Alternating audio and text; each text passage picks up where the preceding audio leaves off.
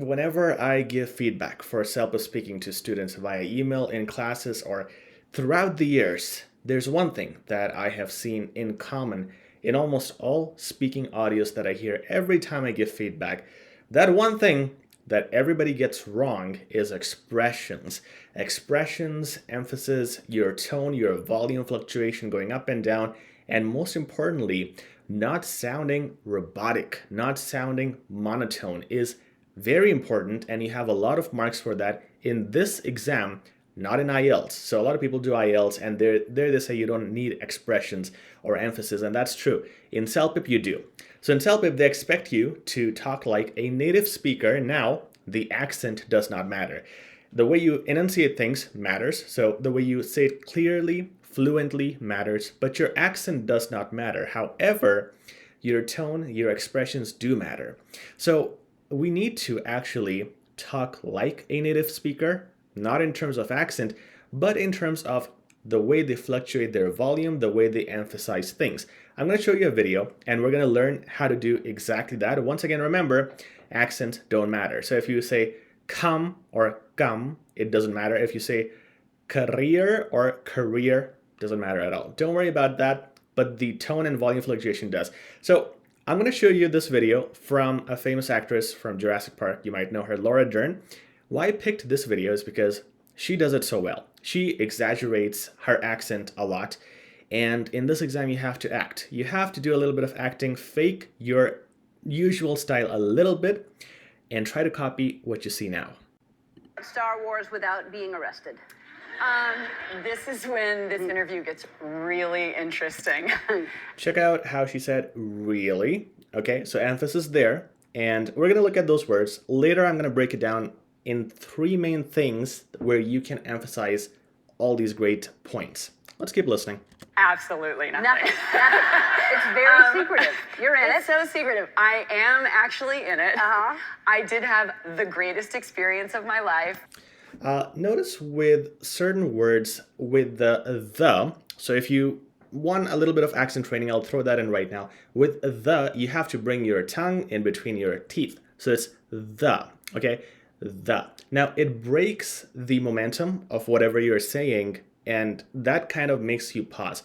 Same thing with the, it's very, so you have to bite the bottom lips with your top two teeth. So by doing all these things, it's really in English a break many times if you want to speak clearly.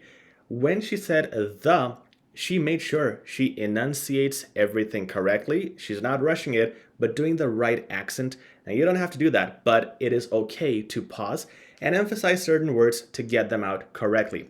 A lot of my students, they ignore the ending sounds of words because they are rushing, but you have to emphasize the whole thing start to finish. Native speakers do that, and that's what we're trying to copy. I felt like I was 7 years old again.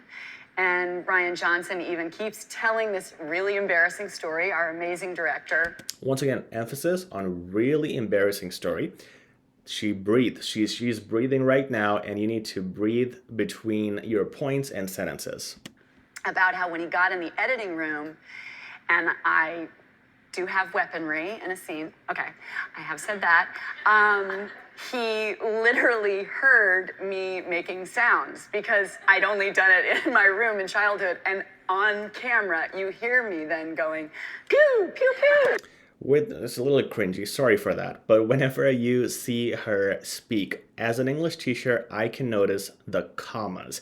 When she says on camera, there's a pause. So in writing, you would also pause, and that's where, like in writing, you would put a comma, that's where she pauses in English.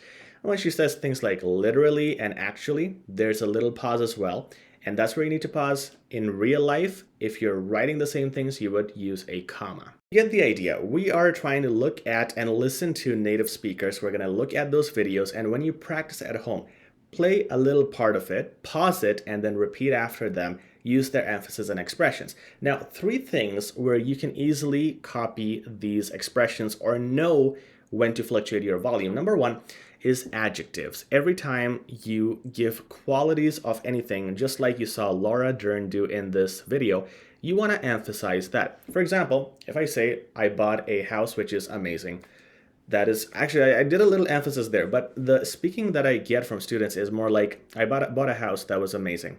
Where's the emphasis? It's an amazing house. That's how you want to emphasize it. It's great. It's very little. It's huge. Any expressions need to be made, you need to exaggerate them more. So with adjectives, be careful with that and use emphasis there. Number 2 is when you define the adjective. So adverb could be used to define an adjective. Or verb, sorry. He was walking quickly. Or if in this case you're defining an adjective, you were awfully terrible. Okay, I hope you don't say that to anybody, but awfully is an adverb that defines the adjective terrible. Awfully needs to be emphasized and terrible as well. So I'm going to say you were awfully terrible. Okay, both words get their own emphasis. Now, if you say very, you were very good, very amazing, very and amazing both need emphasis. You were a little weak. Little and weak both get emphasis. So the adjectives and the words that define the adjectives also get emphasis. These two things, okay? So you can do volume fluctuations there. Finally, when you do your connectors, when you're moving from one point to another, one sentence to another, you can use the emphasis with connectors. I just remembered I should tell you, even in middle of the sentences, you want to use connectors, and it could be something like, I really want to eat toast, however, I am trying to cut on carbs. Okay, so however, it's in the middle of the sentence here. If it's a new sentence, for example, I'm going to do my emphasis there. We need to work a lot in the next quarter to offset the losses this year. Furthermore, we need to hire some really good brained CEOs. So here you have furthermore. It's like you're excited to give the next point. It's a breath of fresh air. It should sound like that. And it comes after a pause. So the pause plus the emphasis makes it very natural, non-robotic, and it sounds native. This is not something only for CELPIP. It'll really help you for your day-to-day English speaking, and you will sound more natural, comfortable, and just like native speakers. One caution you want to exercise when you watch these videos is don't copy their bad habits. So you don't want to use fillers, the ums, the likes, the so's, and you can't laugh in the exam. You can say humorous things, but laughing is a big no-no. It just wastes your time. You have a time limit. It's better to just focus on the words and avoid the negative stuff that you learn from the videos. However, use these videos to learn expressions, tone, emphasis, volume fluctuations, so you can sound natural and avoid the most common mistake that I see all the time from students is being robotic. Okay, hope this video helped out. If it did, please like, share, and subscribe. We'll talk very soon. Take care.